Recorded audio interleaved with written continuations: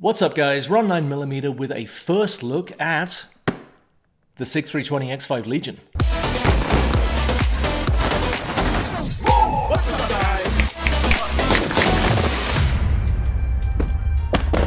First things first, nice sturdy box.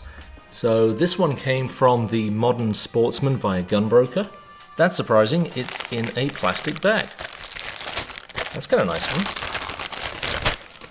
Okay, magazine inserted. That's one magazine. Safety thingy. And it's a little oily. That's probably good. I wonder how long this has been in storage. So we've got 3 magazines in total. Let's see what we've got. Instruction book, groovy Sig sticker. Congratulations, use Sig ammunition at 3 times the price. Dawson Precision Fiber Optic replacement, so you've got a red and a green there. Don't be irresponsible leaflet. Springs, now, little word. Okay, so we've got a 14 pound and a 12 pound. The 14 is in the pistol, the 12 is optional, we'll find that in a minute. I do know that the Sig 320 uses standard 1911 springs, at least for the recoil spring, so that's kind of cool. Oh yeah, Sig Sauer does their own cleaning and lubrication oil. NRA, kitchen sink, and what is this? Oh, information about how to join the Legion. Another Legion sticker and a Legion window decal. Now, where's the rest of it? There's the 12 pound spring and a safety lock. And that's what's in the box. Let's have a look at some specifications. So this weighs in at 1,126 grams. That is 2 pounds 7 ounces or 39.72 ounces. That's empty, no mag. Unloaded mag, you're looking at 43 ounces. So we've got 3 official Sig Sauer 9mm magazines, 17 round capacity, Legion base. Should have mentioned detachable magwell. This magwell is not currently legal for IDPA and USPSA if you're shooting this in carry optic division. Probably not production either. That comes off. There's a little hole for an Allen wrench there. What else should I say? Tungsten infused grip, which means this is considerably heavier than your standard X5.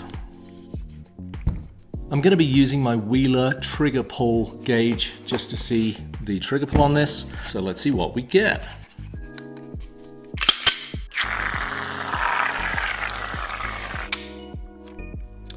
£5 13 ounces. Let's try that again. £5 4. That's a lot of variance.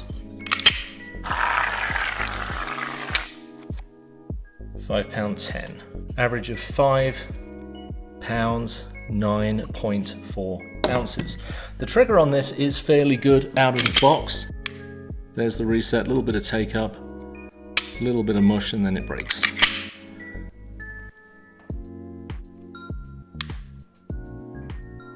Fully adjustable rear sight with a fiber optic front.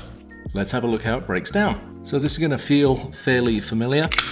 Lock it back, turn, ride it forward, slide comes off.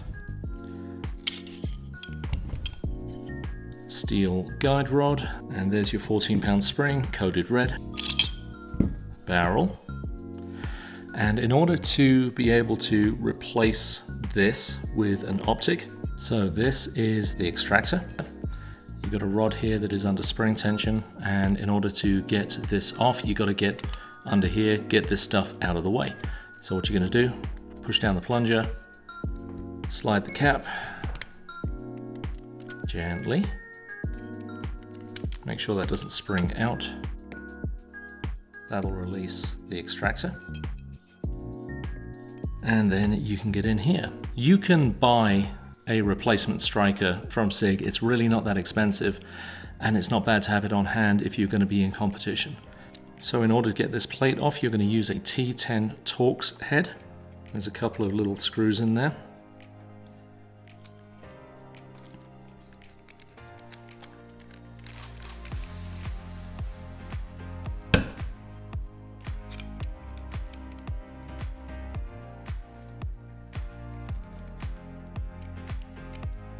and then this will just lift straight off.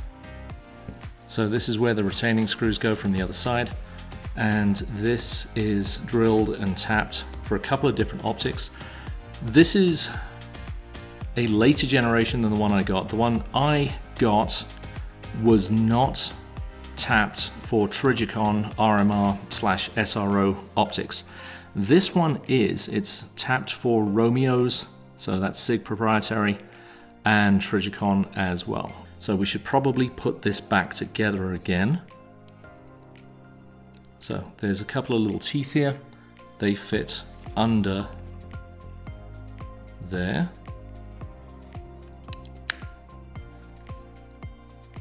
Gonna gather up our screws.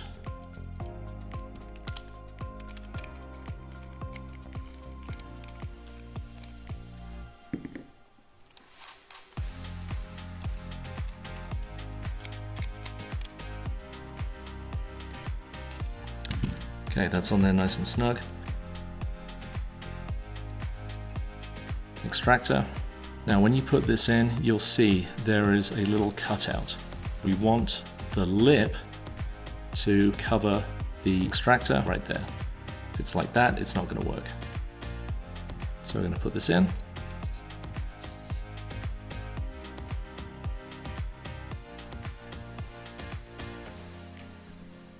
And the best way of putting this on, put a little bit of pressure on the striker, put the cover on, just a little tiny bit, push down this plunger, make sure that's in there, re-encaptured, all set. Barrel, and then your guide rod. Remember, the open end of the spring goes towards the rear of the gun, closed end goes towards the barrel. And then this is always the fun part, taking that long spring and compressing it to get it back in. Make sure you keep a firm hold of it, otherwise it's going to shoot back out across the room. Takedown lever goes back in through both sides.